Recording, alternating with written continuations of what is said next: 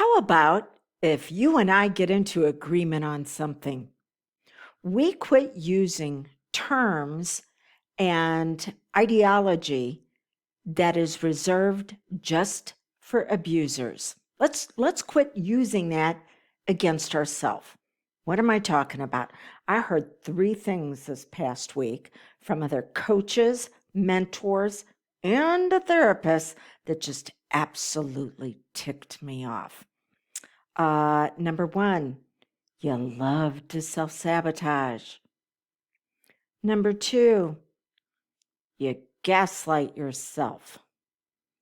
And number three, you attract in abusers. All right, so let's get right to it. You love to self sabotage. You know what, dude? Screw you.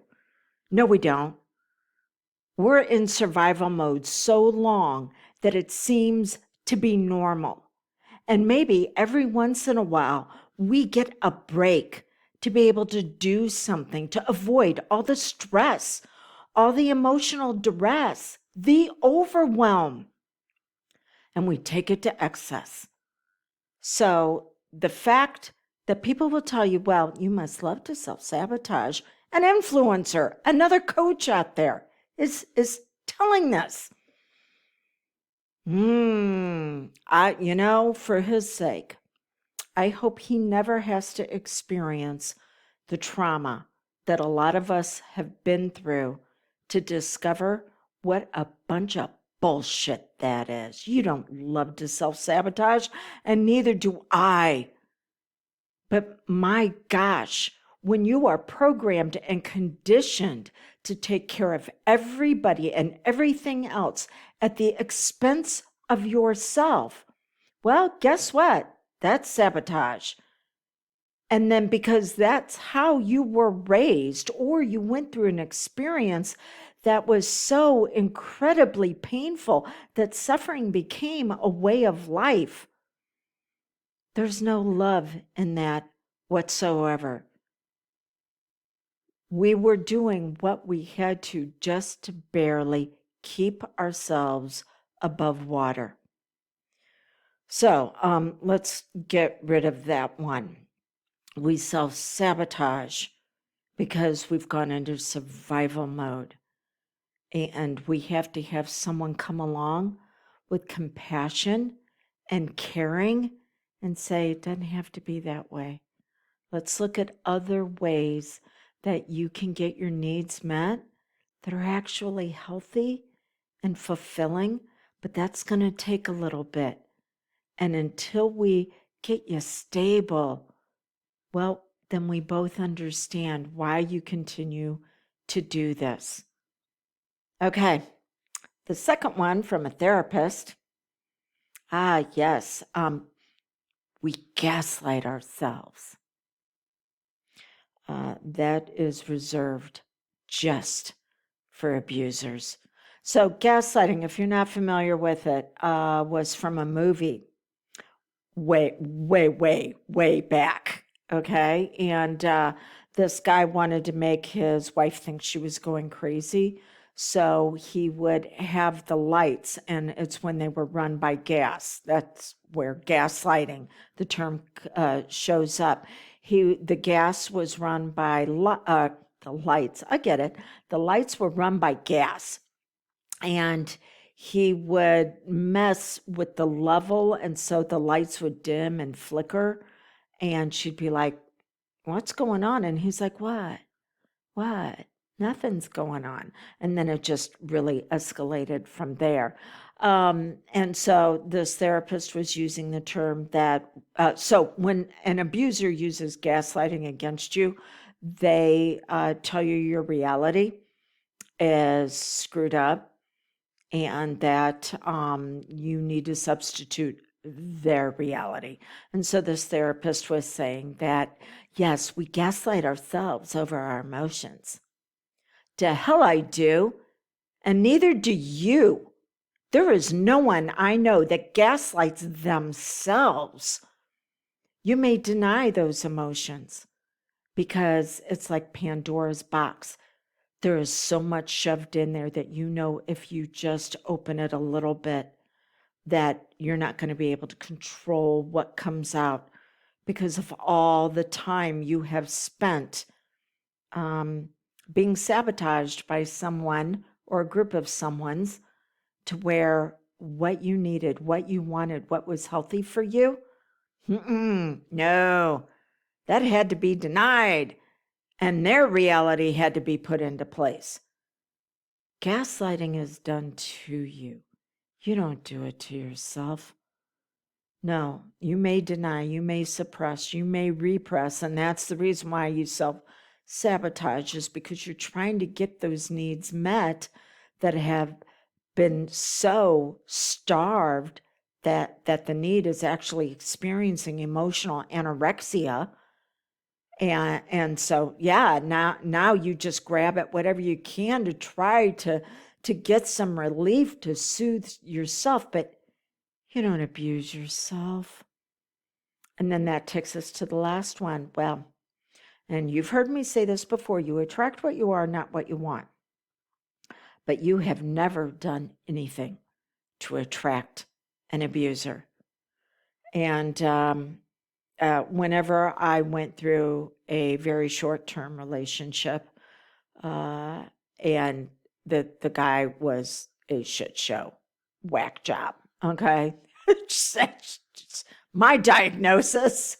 And I was working with my mentor, and I'm like, okay, what happened here? How did I wind up with someone like this in my life? And she said, because you're a good, kind, caring person. And I'm like, excuse me, no, there must be something wrong with me. I am broken. I am flawed. How did I wind up with somebody else like this in my life? And she went, because you're a good, kind, caring person. You see, manipulators and abusers are so good at what they do. That's who they look for. And she said, but this time you caught it earlier. And because they will take the best parts of you and they will weaponize it against you. And it doesn't even have to be an abuser. There's somebody I know where part of their personality is antagonistic, and it's okay as long as it's not directed at me. But whenever it would be, they would take the fact that I would give additional chances and that I was caring and that I was supportive, and they would actually use that against me until I finally said, you know what? No, we've had enough for a while. You don't attract abusers. Now, you look for growth and you will attract in opportunities to be able to grow. Manipulators and abusers are so good at what they do that, when they're being profiled to try to be caught because they're being bad people and doing very, very bad things, those profilers even have a hard time catching them. So when I say you attract what you are, not what you want, I'm saying as far as, are you programmed to see the things that are going to lead to progress? Or is it always going to be pain? Are you programmed and conditioned to say, you know what? There's a better way. I know there is. And I'm going to step forward and I will not be denied in continuing to move forward. And that means the people around me are either going to have to move forward with me or they're going to have to get out of the way. Or are you programmed to continue to make life okay, but there's always a price to be paid and you're the one paying it. And it's now demanding way too much from you. So you don't do anything to attract in an abuser. They are so good at what they do that there are no red flags until you actually get into a relationship with them. But then the idea is to go, wait, now we're getting a little bit closer and there's something not right here. And then you start drawing healthy boundaries and you start looking at values and how they would like you to sabotage and how they might be gaslighting, just the beginning, and how they'll do Darvo. Well, they're denying anything is wrong, and then they get very aggressive, but it's in a passive aggressive way. And then they reverse victim and offender, and somehow you're making it wrong for them, and they're the victim. And that's brings us around to the very beginning of this, where, oh, you must love to self-sabotage. Oh, you're gaslighting yourself. Oh, you're attracting in those kinds of people. Wow. Sounds like reverse of victim and offender to me. It's not your fault. What you've been through and how you learn to cope, not your fault. But you do have to take 100% responsibility about moving forward. If I can assist you with that, be more than happy to. But if you're listening to someone who seems to make you feel even worse about yourself, all in the field of, or under the umbrella of, oh, it's self-development, be aware. There's a yellow flag that's being shown.